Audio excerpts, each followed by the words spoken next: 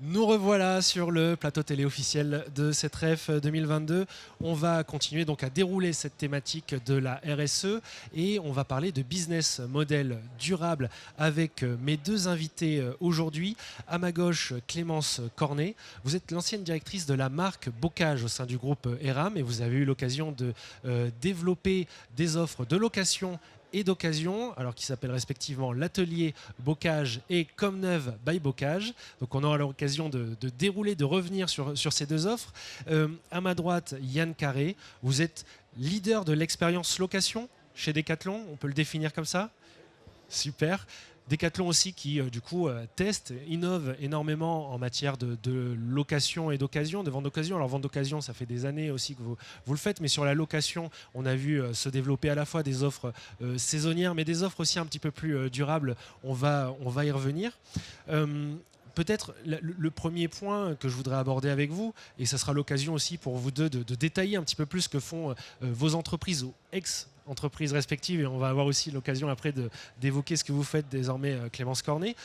On peut se demander pourquoi il a fallu attendre autant de temps. Ça fait des années qu'on nous parle justement de la fin de la propriété en quelque sorte, du fait que voilà, ça y est, l'usage prend le pas sur la possession.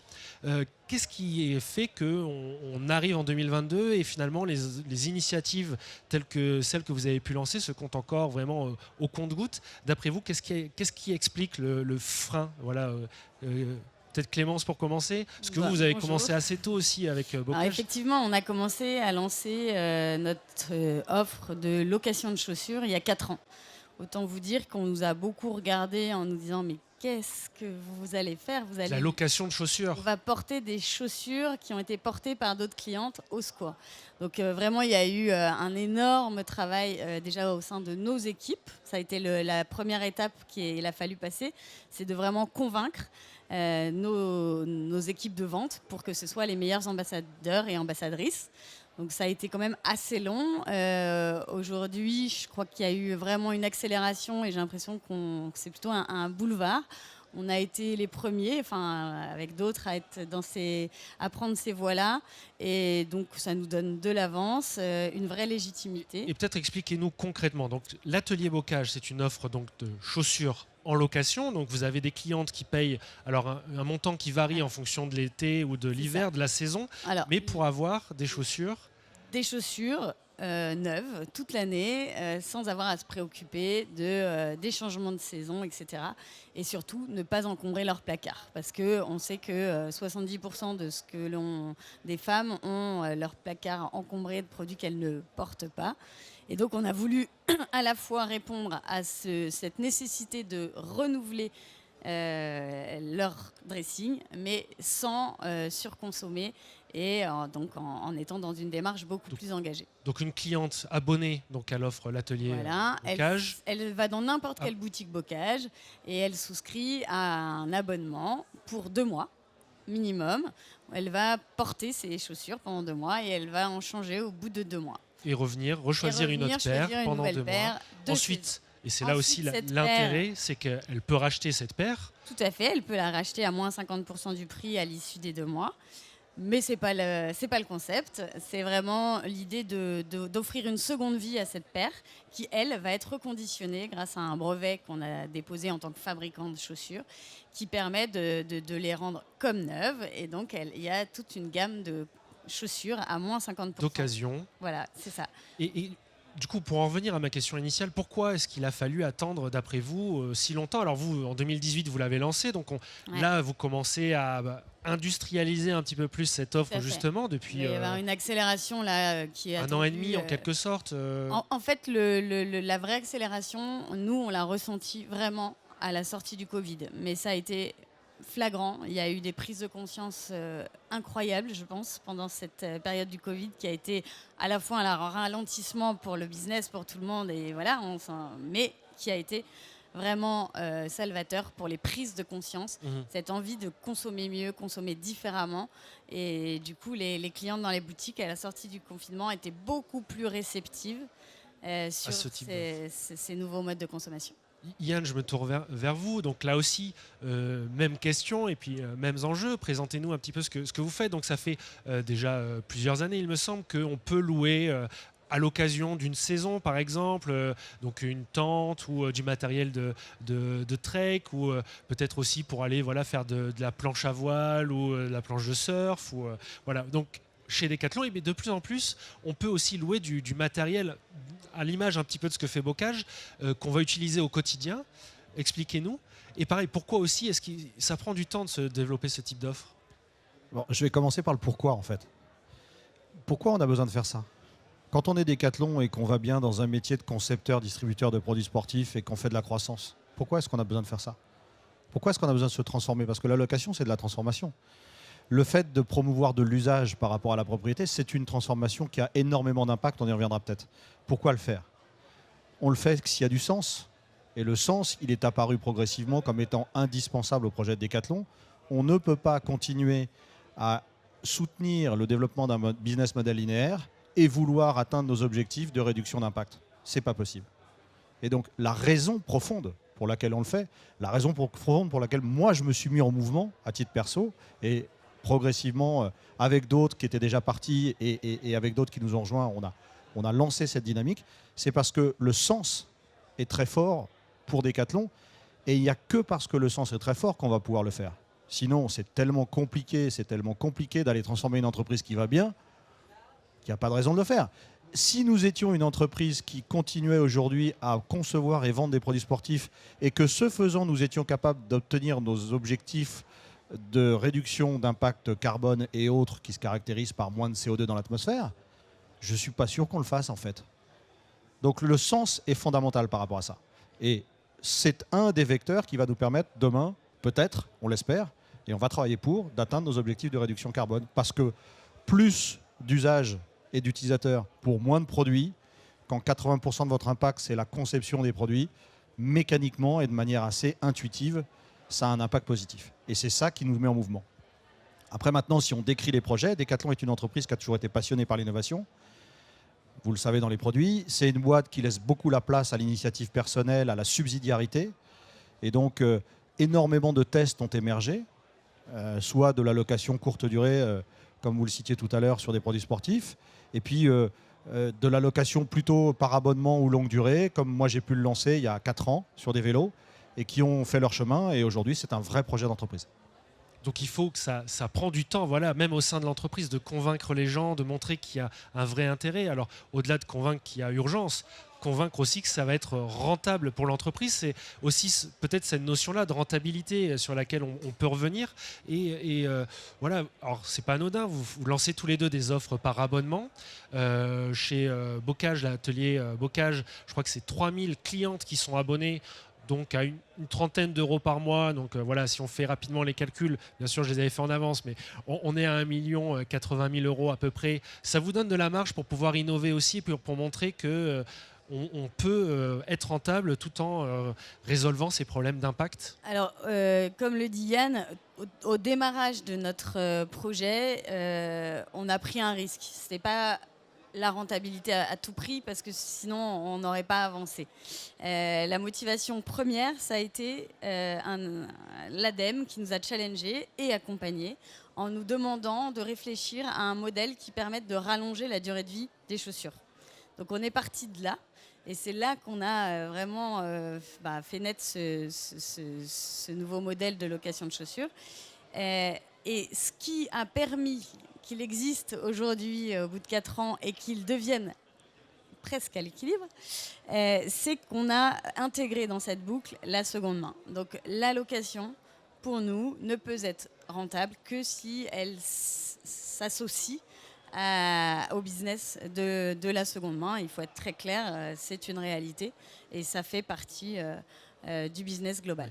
Un vrai écosystème et des liens forts entre les deux offres, puisque l'une alimente l'autre. Nécessité de faire vivre l'un avec l'autre, et c'est tout l'intérêt du modèle. Parce que, il y a aussi ce point que vous évoquez en filigrane tout à l'heure, Yann, c'est que finalement il y a un vrai changement d'aperçu, de démarche. Donc on passe d'un fabricant dont le but est de vendre des objets, à finalement un prestataire de services en quelque sorte. Et ce qui est intéressant avec cette offre d'abonnement, c'est qu'elle vous engage aussi vis-à-vis de vos clients. Donc il y a vraiment, c'est pas simplement une entreprise, un fabricant qui dirait faites-moi confiance. Voilà, on a adopté totalement des comportements qui sont bénéfiques pour l'environnement. Là, on s'y tient, c'est une offre et vous êtes obligé aussi de changer la conception de vos produits pour faire en sorte qu'ils soient de plus en plus durables parce que maintenant, c'est ça la base de votre rentabilité économique. Ouais, comme le dit Clémence, chez Decathlon, on réparait des produits. Depuis longtemps, on a des ateliers, on répare des produits. L'occasion, vous l'avez dit tout à l'heure, on en fait depuis longtemps. Mais on ne peut pas faire de location si on n'a pas une voie de sortie ou une voie possible qui est la seconde vie. Et on ne peut pas faire de la location si on n'a pas la possibilité de réparer. Parce que dans ce cas, on est prisonnier et on ne peut pas accomplir les termes de notre contrat vis-à-vis de l'utilisateur. L'utilisateur, il veut un produit en parfait état d'usage. Il veut pouvoir le prendre, le rendre, le maintenir, le faire évoluer quand il veut. Donc c'est vrai que ça nous oblige. Et c'est en cela que ça nous amène à réfléchir à énormément de sujets, de la conception jusqu'à la commercialisation, et que les impacts sont aussi sur la conception. Après, il faudra faire un peu de distinguo, parce que quand vous louez un produit sportif pour une utilisation très récurrente, comme de la location courte durée, il peut y avoir potentiellement plus d'impact que quand vous louez un produit dans une utilisation qui est quasi la même que si c'était votre produit. Quand on loue un produit par abonnement, c'est comme si c'était le vôtre. Simplement, à un moment donné, vous décidez de vous en séparer, de le rendre à Decathlon pour qu'il bénéficie à quelqu'un d'autre. Parce que vous évoluez, parce que vous avez décidé de l'acheter, parce que plein de raisons qui vous sont propres. Quand vous louez un produit qui va dans une saison de manière très intense, tourner, passer de main en main et être utilisé, là, la conception peut avoir un impact. Mais de toute façon, aujourd'hui, tout est complètement lié. Pour atteindre nos objectifs de réduction d'impact carbone et être sur les objectifs de Paris, moins 51% de CO2 à 2026 et en neutralité en 2050, c'est l'éco-conception qu'on doit faire, c'est revisiter notre manière de transporter, de livrer, de reprendre, de réparer, donc de donner de la durabilité, de donner de la vie à la seconde vie et de donner de l'usage. Donc tout ça est complètement lié. C'est un peu générique ce que je vous dis, mais ça ne peut pas se concevoir. Et c'est aussi pour ça qu'on ne pouvait pas faire de la location avant d'avoir mis au clair ces stratégies et cette volonté d'y aller. Et c'est justement parce que en industrialisant finalement, en le mettant à l'échelle, donc en prenant finalement toutes les parties prenantes de l'entreprise, la logistique, l'innovation, que vous arrivez, et puis les financiers, que vous arrivez justement à mobiliser au sein de l'entreprise. Alors, et on peut être rentable. Vous disiez tout à l'heure, on peut être rentable aujourd'hui. On peut être rentable aujourd'hui. Donnez-nous des chiffres. On loue des vélos enfants. Un vélo enfant qui coûterait 100 €, vous pouvez le louer par abonnement mensuel pour 5 €, avec de la maintenance, de l'assurance casse en plus de la garantie. Et pour 2 € par mois, vous pouvez vous assurer contre le vol. Et on peut être rentable avec ce modèle-là. Pourquoi ? Parce que si la durée de vie du vélo, elle n'est plus d'un seul utilisateur qui va ensuite le stocker avant de le revendre sur le bon coin, mais elle est d'une itération qui peut se prolonger très loin, on peut être très rentable. La problématique, c'est le temps. Est-ce que vous parlez de la rentabilité court terme ou est-ce que vous parlez de la rentabilité à moyen long terme ? Et le problème de l'usage, c'est que ça fait basculer l'entreprise d'une mesure et d'une vision de la rentabilité très court terme. Je passe en caisse, je prends l'argent, à une rentabilité plus moyen long terme. Et ça, c'est compliqué, surtout quand on est une boîte qui va bien. Parce que c'est contre-intuitif et qu'on a envie de faire ce qu'on sait bien faire. Et ce que vous disiez, ce qui est intéressant, l'abonnement permet aussi d'avoir ce rapport à l'objet sur le long terme que vous n'aviez peut-être pas autant auparavant. Et pour parler donc de chiffres, et vous avez tous les deux travaillé avec l'ADEME, comment est-ce que vous mesurez aussi les résultats et au niveau de l'impact, peut-être Clémence, ça c'est quelque chose que vous avez mesuré, l'impact d'une offre de location de chaussures sur location par rapport à la vente de chaussures neuves. Il est mesurable, assez facile. C'est des calculs qui sont hyper complexes. Donc moi, j'ai demandé aux ingénieurs qu'ils essayent de simplifier au maximum du maximum pour que ça soit audible par les consommateurs et par nous tous, qui ne sommes pas des experts du calcul de l'impact carbone. Et il s'avère que ce qu'on a pu démontrer à l'ADEME, c'est que la location permet de réduire de 25% l'impact carbone comparé à l'achat d'une chaussure neuve. C'est quand même énorme et c'est ce vers quoi on doit se diriger pour continuer à améliorer notre impact. Et pour prendre le relais de ce que dit Clémence, nous, dans certains sports et sur certaines typologies de location, je vais volontairement pas les préciser parce qu'on souhaite vérifier ce qu'on a calculé sur la base de 4 années de test et qu'on est en train de déployer industriellement. Mais on est capable aujourd'hui de voir que 1 euro de marge nette sur ces activités de location peut avoir 10 fois moins d'impact qu'1 euro de marge nette sur de la vente de produits neufs par rapport à notre business model traditionnel. Aujourd'hui, c'est ce qu'on a pu chiffrer. Et chaque sport, chaque situation, chaque typologie de location doit être chiffrée. Là où je rejoins Clémence, c'est que c'est compliqué, et c'est surtout compliqué de le faire de manière responsable. Parce que vous savez très bien qu'on est en permanence, et c'est normal, on est en permanence scruté pour savoir ce qu'on dit et pour ne pas aller vers du greenwashing, ce qu'on ne veut absolument pas faire. Et si demain, on n'est pas capable de démontrer l'impact que ça a et la rentabilité que ça a pour la planète, il faudra qu'on se pose des questions, parce qu'il faut qu'on aille la chercher. On n'a pas le choix, de toute façon. Et sur ce chiffre, c'est vraiment un impact direct, ou est-ce que vous prenez en compte potentiellement, parce que ça aussi c'est à prendre en compte, l'impact en tout cas sur le business futur, puisque vous travaillez pour votre futur avec ce type d'offre? C'est ce qu'on appelle des émissions atténuées par rapport à un business model traditionnel. Et ce qu'il faut qu'on mesure et qui est encore plus compliqué, c'est les émissions évitées par le changement d'un business model vers un autre business model. Et ça, c'est un peu compliqué parce que ça passe aussi par un changement de consommation sur lequel on peut être acteur, mais sur lequel on ne peut pas non plus aller beaucoup plus vite ce que le citoyen est capable et a envie de faire. Et capable, c'est son budget et sa compréhension, et envie, c'est les autres incitations qui peuvent l'amener à passer le pas de je suis propriétaire et je deviens un utilisateur. Donc les émissions atténuées sont là, les émissions évitées vont venir, et on les calcule. Alors il y a l'impact environnemental, il y a aussi un autre impact qui est important et sur lequel on est déjà revenu, par exemple, parce qu'il y a la table ronde qu'on avait pu avoir avec, par exemple, Fnac Darty ce matin et Fund Recycle Service était assez proche de ça, et c'est qu'il y a aussi des emplois à la clé, de l'activité économique, parce qu'il y a des nouveaux business à inventer. Et je me tourne vers vous, Clémence, parce que du coup, vous étiez donc directrice de la marque Bocage, que vous avez quitté récemment, pour entreprendre, innover dans ce secteur, et notamment sur la réparabilité. Expliquez-nous.